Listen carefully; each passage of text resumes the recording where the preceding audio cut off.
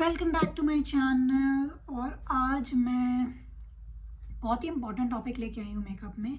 वो है colour correction, कि आप कलर करेक्शन कैसे करोगे। सो आप देख सकते हो कि मैंने अभी सिर्फ अपना CTM किया है, मॉइस्चराइज़र लगा के मैं रेडी हूँ। और अब मैं अपना कलर करेक्शन स्टार्ट करूँगी। और आप मेरा फेस देखोगे तो आपको यहाँ पे काफ़ी डार्कनेस दिखेगी, lot of breakouts also going on. ये एरिया भी मेरे पूरे फेस से कंपैरेटिवली डार्क है। तो मैं शुरू करूँगी अपना ऑरेंज करेक्शन से, क्योंकि जब भी आपके स्किन में कोई भी डार्क स्पॉट्स हो जो ब्लैक की तरफ जा रहा हो, उसमें आपको ऑरेंज से हाइड करना है इसको। अब आप देख सकते हो कि मैंने किस तरीके से इसको हाइड किया है। बहुत इम्पॉर्टेंट चीज़ जो इसमें आपको याद रखनी है वो ये है कि अगर आप इस ऑरेंज करेक्टर को लगा रहे हो तो बस इस तरीके से नहीं लगाना कि बस लगा दिया। मेक श्योर जो नीचे का डार्कनेस है वो ना दिखे, वो हाइड हो जाए। सो जब इसको आप ब्लेंड भी करो तो इस तरीके से ब्लेंड मत करो कि नीचे की जो डार्कनेस है ना वापस आ जाए।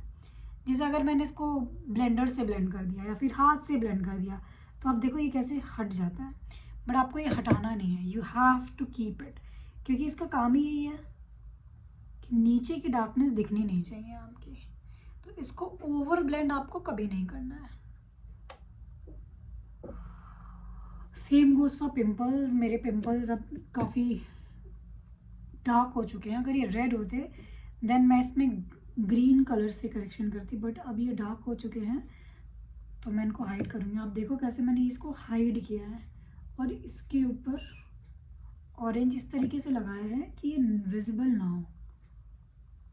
ये देखिए, ब्लैकनेस करेक्शन के बाद विजिबल नहीं होनी चाहिए। सेम ये वाला एरिया सबसे पहले ऑक्सीडाइज होता है जब आप कभी फाउंडेशन लगाओगे तो ये वाला एरिया, चाहे आपका कॉम्प्लेक्शन कुछ भी हो, ट्राई कि इसको ज़रूर हाइड करोगे आप, क्योंकि ये एरिया पूरे फेस से ज़्यादा डार्क होता है।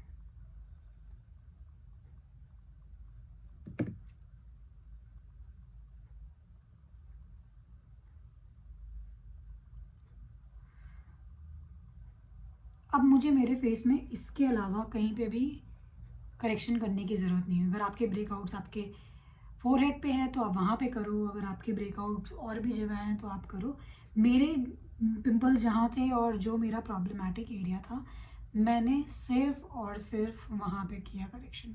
आप अगर आई मेकअप नहीं कर रहे हो तो आप आई के ऊपर भी करो, लेकिन जनरली क्या होता है जब आप आई मेकअप करते हो तो ये एरिया वैसे भी छुप जाता है, तो आपको करेक्शन करने की ज़रूरत नहीं है। बट आज क्योंकि मैं सिर्फ और सिर्फ करेक्शन बता रही हूँ, इसलिए मैं आईलिड पे भी इसको लगा देती हूँ,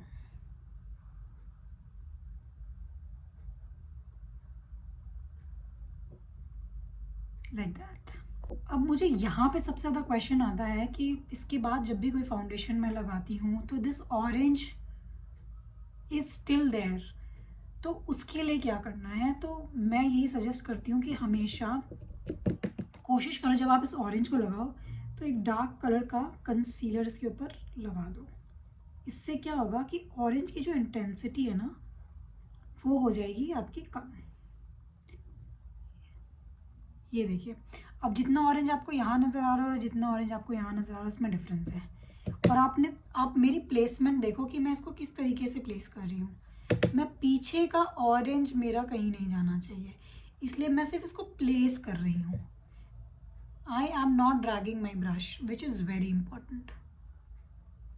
मेरा काम यहाँ पे सिर्फ इसकी इंटेंसिटी कम करना है और कुछ नहीं।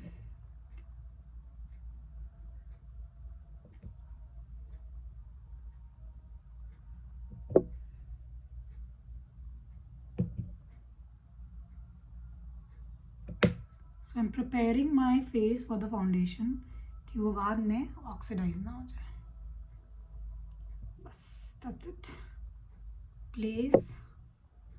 और ये कंसीलर जो आप लगाओगे वो आपका डार्कर कंसीलर होगा, not the colour of your face. अब मैं अपने कलर के फाउंडेशन के साथ जाऊंगी। ये मैं क्रीम बेस फाउंडेशन लगा रही हूँ, which should be true to my skin. मुझे अपने स्किन से ऊपर नहीं जाना है। आप देख सकते हो कि ये जैसे मैं इसको ब्लेंड करूँगी तो आपको रियलाइज़ होगा कि बिल्कुल ही मेरे स्किन टोन का कलर है।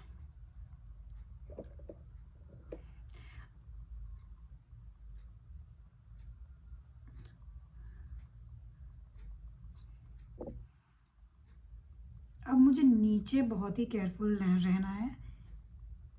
मेक श्योर कि आप जो, अगर मैं इसको यहाँ ड्रैग कर रही हूँ बट मैं यहाँ पे इसको ड्रैग नहीं करूँगी, क्योंकि अगर मैं इसको ड्रैग करूँगी तो मैंने जो भी करेक्शन करी है वो हट जाएगी। तो आई एम मेकिंग श्योर कि मैं सिर्फ ऑरेंज के ऊपर अपना फाउंडेशन प्लेस करूँ, हटाऊँ ना उसे, क्योंकि अगर मैंने उसको हटा दिया तो मेरा फेस ऑक्सीडाइज होने में 2 मिनट नहीं लगाएगा।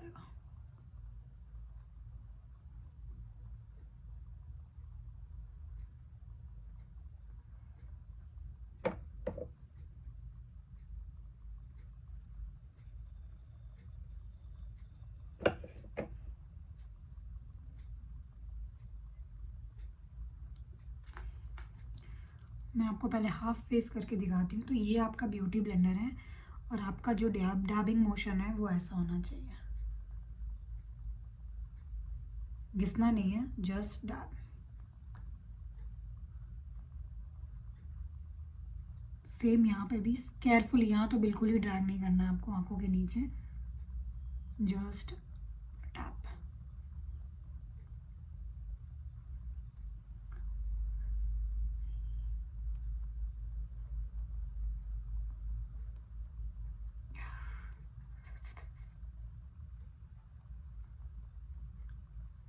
अगर मुझे लग रहा है कि मेरा ये वाला जो पिंपल है जो अभी तक नहीं छुपा है, तो मैं क्या करूँगी, इसमें थोड़ा सा और ऑरेंज लगाऊंगी, क्योंकि वो बहुत डार्क हो गया था। और उसके ऊपर दोबारा बेस लगाऊंगी। तो ऑब्वियसली आप, ज़रूरी नहीं है कि आपका वन टाइम में छुप जाए जो आपका इशू एरिया है, क्योंकि आप सोचो ना, ये पिंपल बिल्कुल ही ब्लैक हो चुका था। इतना डार्क आपके पूरे फेस में कोई एरिया नहीं है जितना वो पिंपल है, तो आपको उस पर एक्स्ट्रा वर्क तो करना ही पड़ेगा। यस, सी।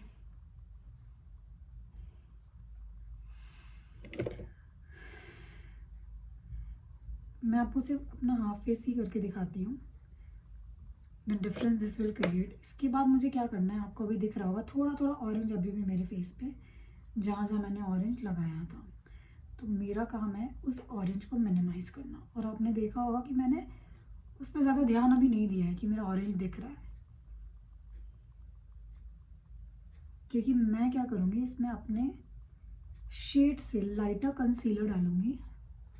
उससे क्या होगा, मेरे फेस को थोड़ा सा ब्राइटनेस भी मिलेगी और जितने भी मेरे डार्क स्पॉट्स हैं अंडर आइज के जो भी हैं वो लिफ्ट अप हो जाएंगे। बहुत केयरफुली आपको, बहुत ज़्यादा इतना भी कंसीलर नहीं लगाना है, क्योंकि आइज़ के नीचे काफ़ी डार्क लाइंस होती हैं। डार्क लाइंस नहीं, आपको इतना लगाना है कि पहले तो ब्लेंड हो जाए और क्रीजिंग बहुत ना हो, क्योंकि आँखों के नीचे सबकी क्रीजिंग होती है, ऐसा कोई नहीं होता जिसकी आँखों के नीचे क्रीजिंग नहीं होती है। फिर क्या किया मैंने, इसको डैब डैब डैब करके स्किन के अंदर डाला। अब देखो किस तरीके से इसने ऑरेंज को मिनिमाइज़ कर दिया है, क्योंकि ये जो कंसीलर है वो मेरे स्किन से लाइट है और मुझे सिर्फ यहाँ पे ब्राइटनेस क्रिएट करनी है, मुझे पूरे फेस पे ब्राइटनेस क्रिएट नहीं करनी है, क्योंकि मुझे ऐसा मेकअप नहीं चाहिए जो बाद में जाके ऑक्सीडाइज हो जाए। So I have used it just here, थोड़ा सा लिफ्ट देने के लिए। एंड हियर आज मैं आपको सिर्फ ये बताना चाहती थी कि कैसे आप पूरे फेस में अगर आपके पिगमेंटेशंस हैं उनको कैसे मिनिमाइज़ करोगे। Today's class was just about correction the dark spots that you have in your face. For my next class I will come up with entire base जहाँ मैं आपको अच्छे से बताऊंगी कि आपको हाईलाइट्स कहाँ कहाँ करना है. आई होप आज आपको समझ आया होगा जो मैंने आपको करेक्शंस के बारे में समझाया है. तो आप कभी भी मेकअप विदाउट कलर करेक्शन नहीं करोगे. और आज जो क्लास थी वो सिर्फ इस बात की थी कि आपको कैसे डार्क पिगमेंटेशंस हटाने हैं. There can be other pigmentations also, like आप कभी रेड, जब पिंपल्स आपके नए नए निकल जाते हैं, red in colours, there are veins in face, उनके लिए अलग करेक्शन होती है. आज की क्लास सिर्फ इसकी थी कि किस तरीके से आपको आपके फेस के डार्क पैचेस जो आपके पूरे फेस से ज़्यादा डार्कर है उनको कैसे छुपाना है. एंड मोर इम्पॉर्टेंटली मेरे थोड़े से पिंपल्स आए हुए थे तो मुझे लगा कि this is the right time to show you कि कैसे मैं अपने पिंपल्स को हाइड कर सकती हूँ.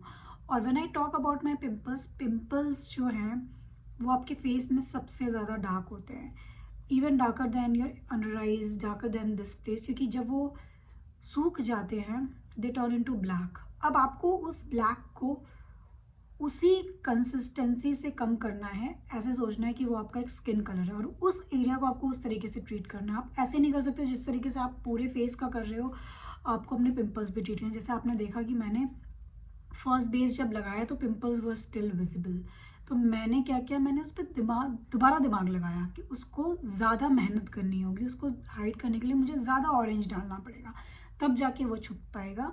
सो आई होप मैं क्लियर कर पाई हूँ आपको कि करेक्शंस आपके फेस में डिफरेंट जगह के लिए डिफरेंट करेक्शंस हो सकती है.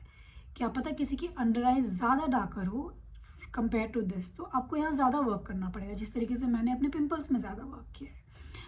सो आपको बस इतना याद रखना है जो मैंने आपको बताया है. नेक्स्ट क्लास में मैं आपको बताऊंगी कि आपको पूरा बेस कैसे करना है. Till then I hope you practise this.